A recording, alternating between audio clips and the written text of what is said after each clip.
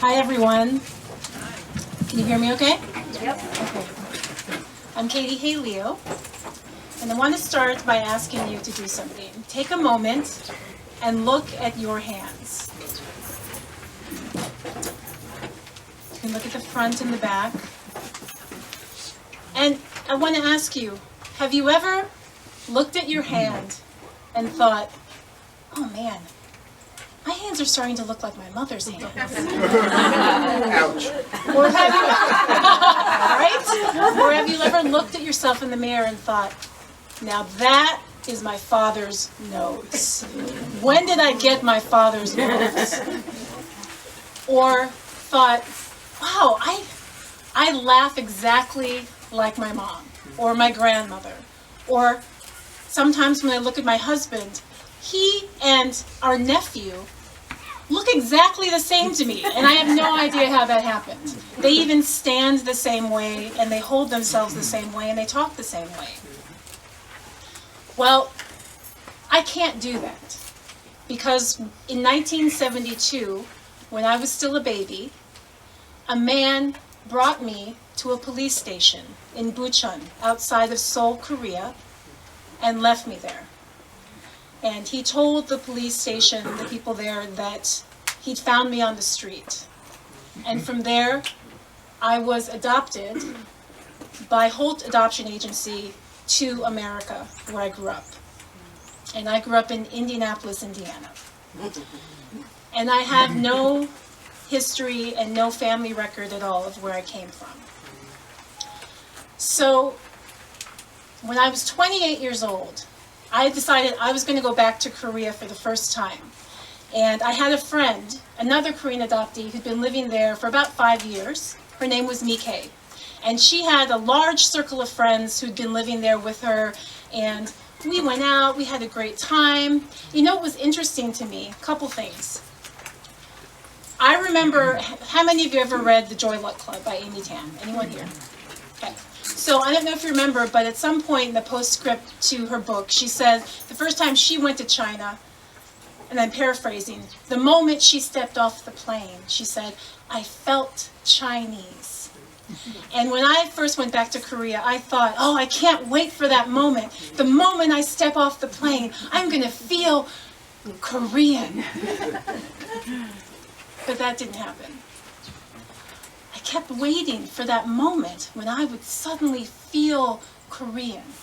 But the weird thing was, when I stepped off the plane in Seoul, the first thing that struck me was everywhere I saw McDonald's, Dunkin' Donuts, Starbucks, and oddly enough, Popeye's fried chicken. But the other thing that struck me is how American I really felt.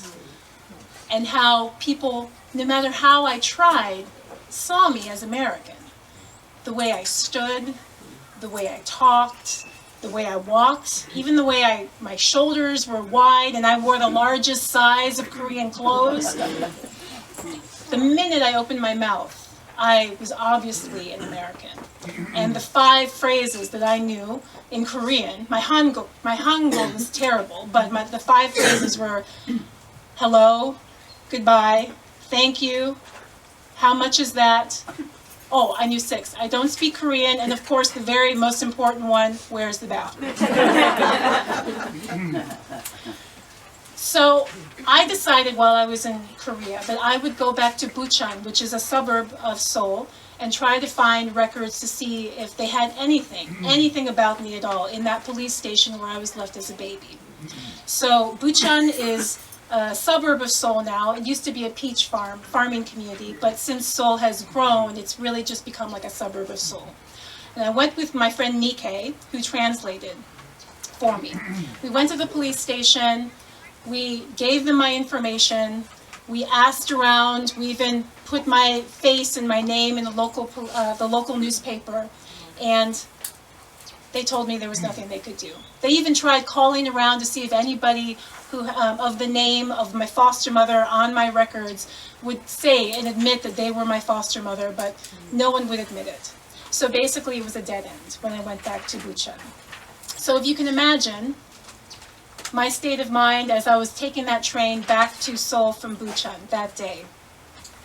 And I was standing on the train with my friend, and again, we're obviously Americans. We're talking, we're laughing, I'm laughing too loud, my mouth is too wide, my eyes are too big, right? We're talking about being American and how frustrating it was.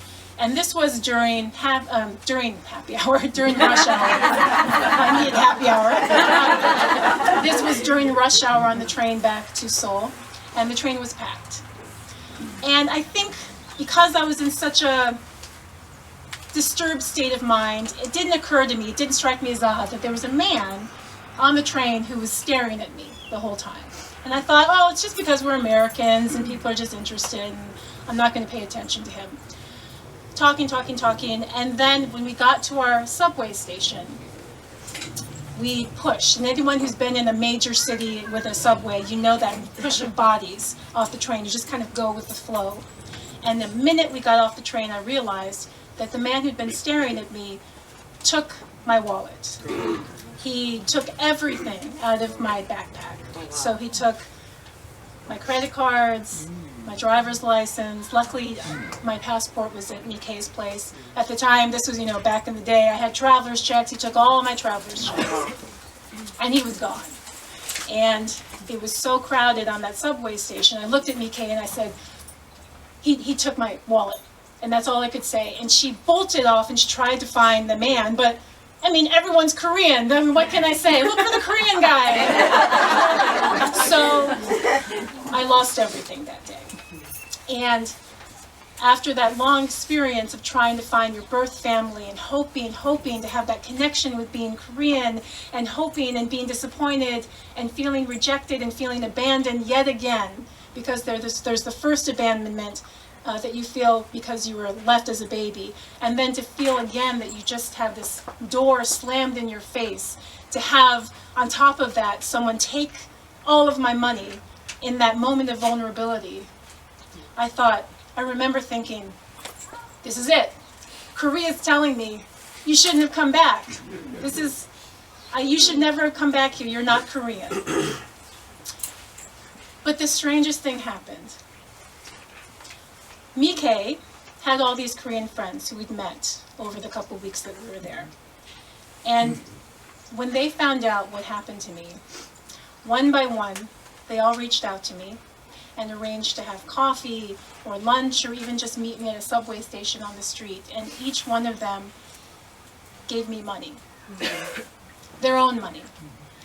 And they didn't even know me. And I had met them once, and to be honest, I haven't seen any of them since then.